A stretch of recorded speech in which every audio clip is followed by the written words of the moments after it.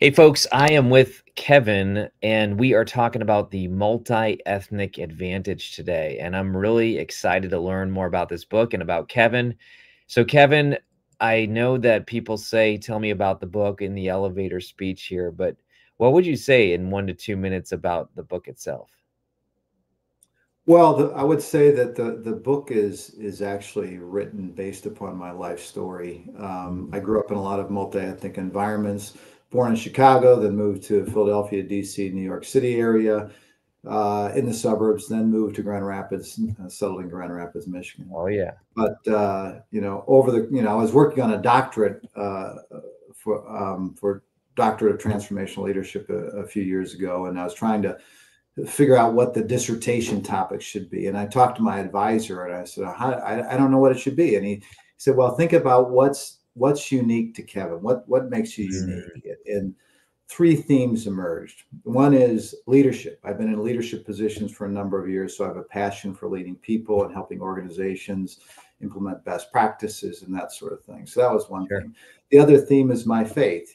Faith is very important to me, and I'm actually an associate teaching pastor at a multi-ethnic church here, Tabernacle Community Church in Grand Rapids. And then the third theme was multi-ethnicity, because wherever I've been ever since I was a little kid, in fact, even in elementary school, 30% of my classmates were African American. And it's just been a part of my life. And after moving to Grand Rapids, met my wife, who's African American, and we have 3 kids, and been a part of churches that have been multi-ethnic, and just, it's been a conversation. It's just been a part of my life ever since I started. So the book itself is really an outcome of kind of my life, and speaks to how to help an organization practically implement best practices that would allow you to press into becoming more racially and ethnically diverse. In fact, my dissertation title was The Best Practices of a Thriving Multi-Ethnic Organization, and I decided to turn it into a book, an easy read that would allow leaders of organizations to be able to press into this issue in kind of a positive, fresh way, given all the turmoil that's going on today regarding this topic. This is very, very important. I'll tell you what, you and I have a lot in common. I didn't know that until just now, but so did you do a doctorate of ministry in transformational leadership? No, it's a doctorate of transformational leadership through Bakke Graduate University. I love it. And I did a master's degree in seminary, Grand Rapids Theological Seminary, a number of years back, and then decided to move into a doctorate, and that just kind of led to the book, actually. This is really smart. Listen, I did the same thing. I turned my doctorate into a popular book. How hard was that?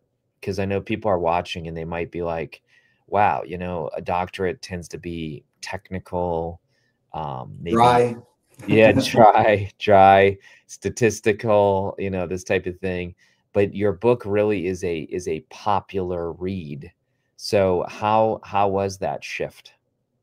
It was hard. I mean, I in my mindset, I'm kind of a type A, get things done. I thought, I could polish this off in a couple of years, and it's taken me longer than that. But partly because of the topic. The topic is very deep, and frankly, I've had a lot of pain around the topic, and I've had to stop at times. Times I felt like giving up, and then would push forward, thanks to my wife, who was a great encouragement.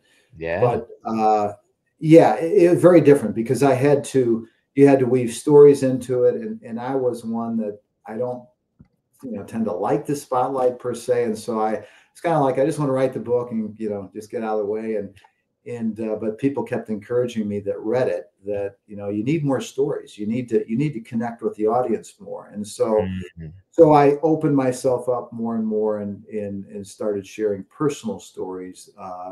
Yet the book, as I said, it's a practical read for anyone that wants to press into it and help an organization move in this direction. And like I said, in a positive way, Kary, we're living at a time where the world is deeply conflicted around the DEI movement. And there's some that say, we need this desperately. And there's others that are saying, we got to get rid of this. And this book, I think, speaks to how to move forward with this in a positive way that Mm. minimizes controversy and ultimately helps organizations move forward and embrace all people and just become a better workplace for all. Wow. Do we dare jump in on this topic? I think we should. Sure. Let's jump in. Okay. So let's just talk about headlines. You know, I think this book is more relevant now, and maybe God had you wait until this exact moment. I don't think timing is a mistake. But you see some people on Facebook right now that are posting that, it's really good that we're eliminating DEI and safety issues and blah blah blah. Merit, let's go back to a merit-based system. And then you see other people saying, look, without DEI, I've seen several posts that say about like wheelchair ramps and I mean everything, so for you're obviously very versed in it, but what would you say to the average person who doesn't know a lot about this topic and is only picking up headlines from both sides? What would you say? How do we navigate? And feel free to pull from your book too.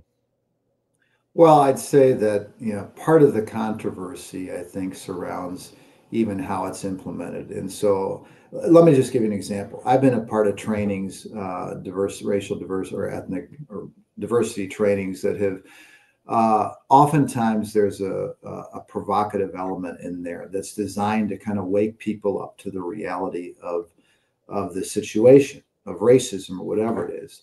And I get this, but my experience has been what I've noticed is a lot of white people tend to shut down when that happens. Mm. And so, I'll use the terminology, let's say shame-based. I think some of the trainings kind of push into that a little bit. And again, they're trying to do the right thing, but unfortunately you lose your audience. And so what I promote is more of, through my research, what's called grace-based, which is, takes an approach that let's look at the historical reality of the situation.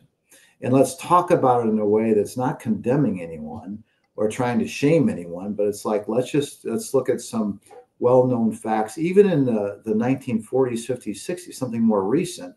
And I've had lots of people say to me after the training that, I was worried about this. This is white people. I was worried this was going to be a white beat up session again.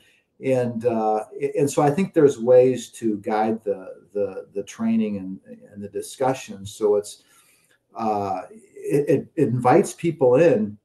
And then what I try to do is to encourage people to think about their own experiences, think about where bias might exist and how it can play itself out into the workplace. So I'd be the first to say, yeah, I'm sure there's some DEI stuff out there. Probably, maybe it's not handled the right way, but there's some great stuff there that we can't lose sight of.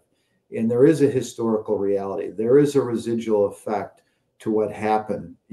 If we just take segregation in the 1900s, and like I said, even the 40s, after World War II, a lot of people will tell me they just didn't realize all the redlining practices, all the municipalities and local jurisdictions that had, you can find, facts where it says that only 1% African American can live in the suburb or what have you. In Grand Rapids, Michigan, where I live, over 50% of African Americans live in a square mile block in the city of Grand Rapids. Why is that?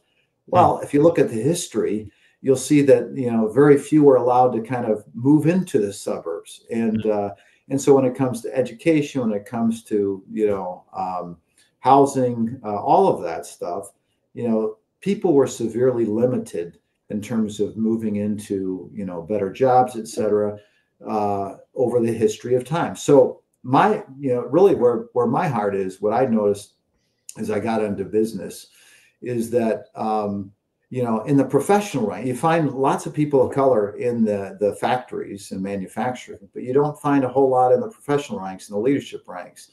And so, and this is a residual effect of the systems of segregation that took place for many years. A lot of people will say, hey, that was many years ago, or we're long past that. I'd say, well, there's still a residual effect that we're dealing with. And so let's open ourselves up to, maybe expanding our recruiting pipelines. We tend to hire people who are kind of just like us. And in the interview process, people that have the same background, we tend to bring in. So if you're an organization that maybe is largely white, you're going to tend to bring in largely white folks.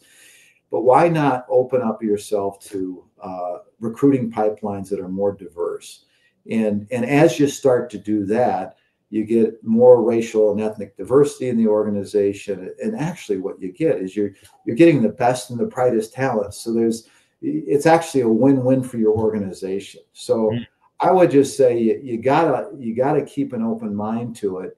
And I think if it's handled well, it can minimize the controversy and all the pushback around it. And at the same time, it can, help the organization be that much better. Awesome. I got a couple thoughts. My wife's from Muskegon, so Yeah, I sure. know Grand Rapids. Two of my publishers back when I first started, Zondervan and Baker, were right there. So I'd make trips often to Grand Rapids. So I know that area well. I've heard that, we get sound bites, but I've heard that the most segregated time of the week is on Sunday mornings. I don't know if you've ever heard that before. Meaning, Well, yeah. yeah. And again, whether it's true or not, but meaning that, you're bringing a spiritual lens to all this too. And you look at who Christ picked as his 12, and there was a lot of diversity. You had, you had tax collectors, you had fishermen, you had, certain people that were part of the mafia essentially of the day. So, and Jesus is putting these 12 together. And many times the Gospels talk about the women involved in those following as well. So Jesus had a very diverse crew, Jews, Gentiles. What do you think? Do you think that was a model? Yeah, absolutely. And if you look at the first church, the Church of Antioch, actually, when you look at the leadership there, it's a very diverse couple of Africans. It's just a very diverse group. So the first church in Antioch, where we were first called Christians, actually was a thriving kind of multi-ethnic church, which is a model for us today. And unfortunately, to your point, that saying about church being the most segregated hour was one Dr. King made famous many years ago. And unfortunately, the church has followed the culture, in that throughout the years. And unfortunately, the church there's an ugly side of the church in terms of how it promoted and supported what was going on at the time. Although at the same time, there were some churches and people that actually pushed against it. But the reality is there is a spiritual lens, and the thing that God makes clear in His Word is that there isn't all these there's one race. There's different ethnicities, but there's one race, the human race. And all throughout Scripture, it talks about welcoming those who are the foreigners and the strangers and the sojourners, and then you have the model in the New Testament, which clearly shows the walls that are broken down in order to, for that church to flourish. And so yes, that is a problem that we have today in many churches. And it's something that, again, if you're not intentional, if you're not thinking about it, you tend to just create the same type of, environments that invite the same type of people in. But at the end of the day, as you get to know others, to me, it's richer, it's more, robust, and it's a witness, it's a better witness. In fact, the church should be leading the charge on this issue today. So we just had the college playoffs recently, and Marcus Freeman, Notre Dame coach, Ohio State, I know Michigan wasn't in there, but my wife's a big Michigan fan. And she was actually, her and my son went to the national championship the year before, Right. and that was their dream. But you see how media sometimes it seems to like make an issue where there doesn't seem that there needs to be an issue. For example, I saw in several interviews media trying to, I don't know their motives. I mean, I can't judge, but it seemed like when interviewing Marcus Freeman, they were trying to make it a emphasis on his color skin, and Marcus Freeman kind of just answered it saying, addressing the talent of the team. So he didn't even really go there when they were saying, hey, you know, you might be the first black, you know, coach in the college playoffs and this type of thing. And he just really talked about his team, the value of the team, their discipline, their love for each other, their hard work. I don't know. What do you, I don't know if you saw that interview or what you think. Do you think sometimes there doesn't have to be an issue, but we kind of have that predisposition when we are thrown into the spotlight? What do you think?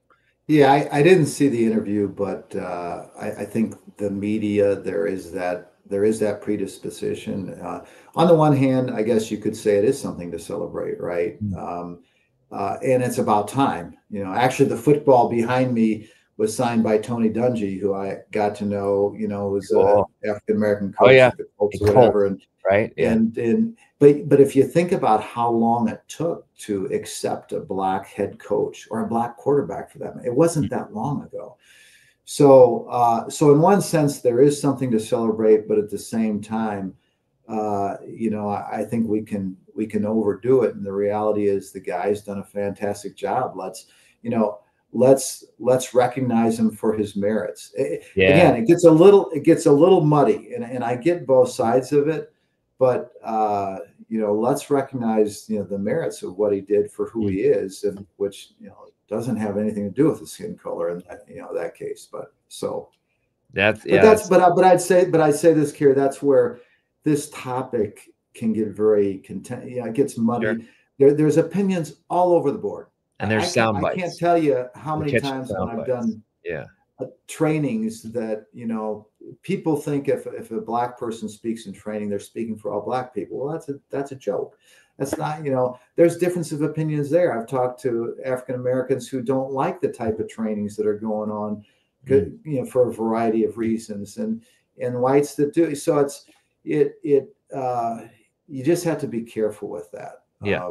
That you're not stereotyping, you're not assuming, and I think ultimately the bottom line is, and what I'm trying to encourage is, as people rub shoulders more and more with people who are racially or ethnically different from them, all of that starts to fall away, and you start to just recognize the person for who they are, see their heart, and see that, yeah, they're just like you and me, and that's what you want to press into, you know. Well, I think that this book took a lot of courage, because, you know, anytime you talk about a topic that is unfortunately historically divisive with many opinions, you're going to get stereotyped, you're going to get judged. You mentioned, I think in your intro, that your wife is African American. Do you weave some of the stories of that whole relationship in the book? I don't spend a lot of time going into that. I just mention her and our kids, but I do not tell a lot of stories. But I will say, you know, just regarding her and our relationship, I tell stories more from personal, business, etc.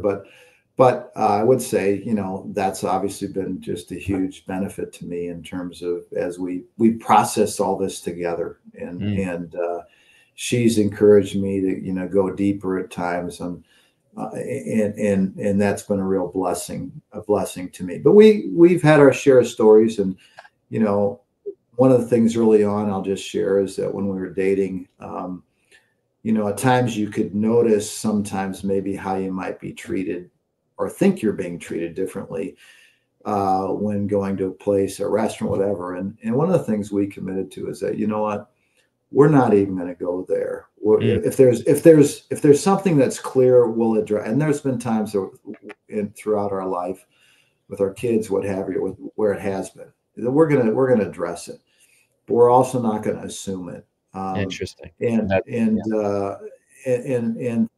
we're believers. You know, we believe God will use our, you know, will guide us through all this, and so So we've navigated life that way, and overall, it's been, you know, a really good experience. But people do have assumptions. People, I used to go to the grocery store when my kids were little, and the first thing the clerk would say is, "Oh, you've got an adopted kid," and I'm like, "No, that's my biological daughter," you know, and that would irritate me at times. But I know there wasn't harm meant in it, but that's the unfortunate part. There's assumptions that are made all the time, and then out of the mouth comes the words that are Yeah. like, okay, give me a break, whatever. Well, you've already dropped some good practical examples. For example, the grace-oriented DEI framing, where I think that's, you know, you just called it how it is, that, you know, many times today there is that white guilt or you know, white shame that you're talking about. I think another one you just talked about is the fact that people don't always have a poor intent. In other words, Yeah, I could go fill up my gas tank, and the clerk could be massively rude, and they'd be rude to me if I was white or any skin color. But you're right. I love this quote. It says, it's by Annis Nin. It says, "We don't see things the way they are, but the way we are." So yeah, then there's not yeah, this, like, you know what right. I'm saying? No, Like, that's yeah. so let's go to your chart though. I think this is getting my attention here. What is this chart? Can you explain this? Because I'm sure in the book. So, Yeah. so out of my research, the doctoral research that I did, where I interviewed, gosh, 30 plus high level leaders of different organizations, had lots of focus groups. Out of that came four themes Interesting. that lead to what I call a thriving multi-ethnic organization, the multi-ethnic advantage.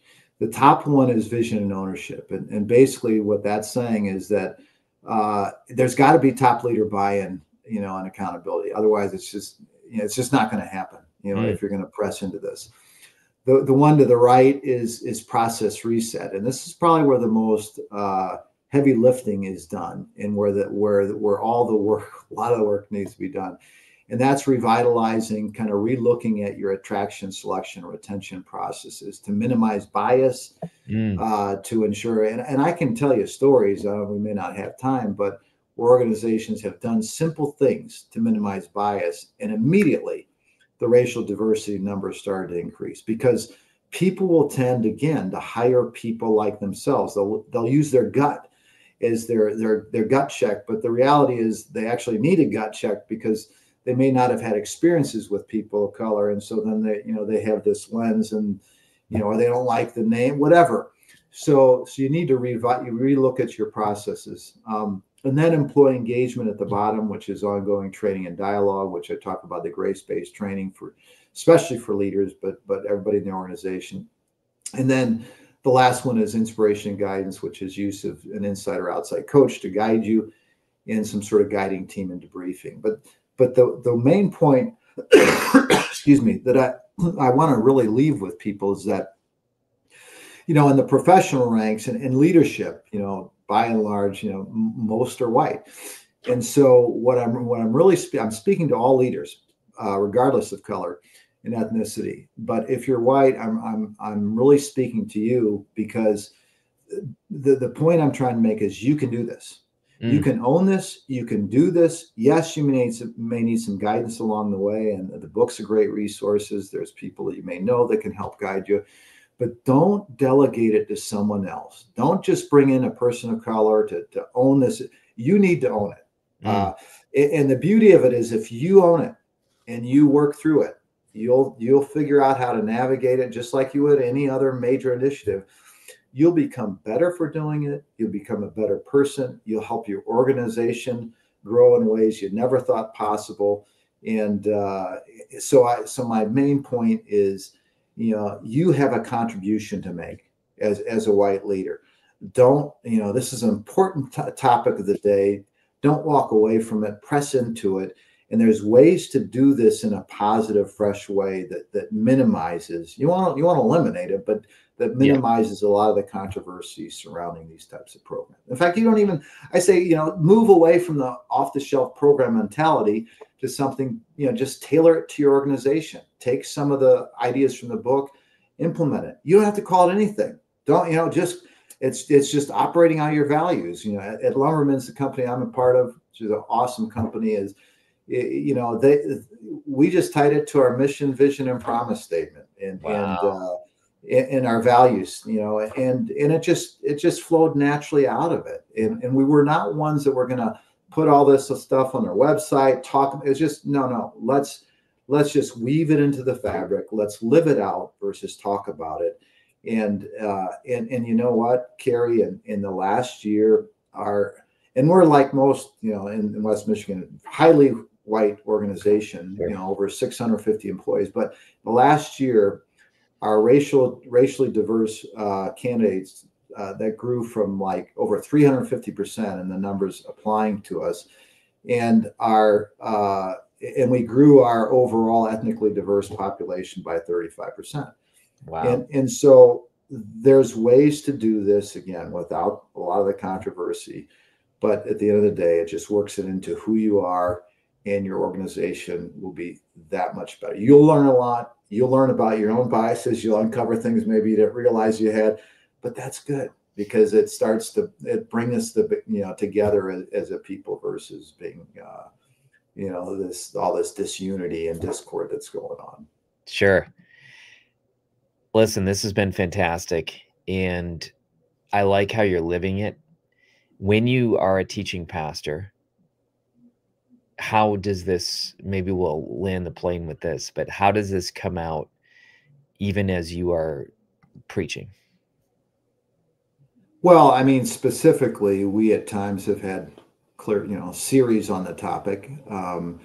Our pastors, who I dearly love, Artie Lindsay and Kazumbo Kalambula, who's from the Congo, they've been very intentional about, having a diverse, leadership team, teaching team, as well as simple things like, in your worship, singing songs in Spanish, or, I think we did Mandarin one time, but trying to live out more of a integrationist approach instead of assimilation. Assimilation is let's just kind of enfold it into the larger culture. Well, no, let's appreciate all cultures, and so we promote that in our worship and the teaching, and certainly the teaching, but at the end of the day, it gets back to, we're all made in the image of God.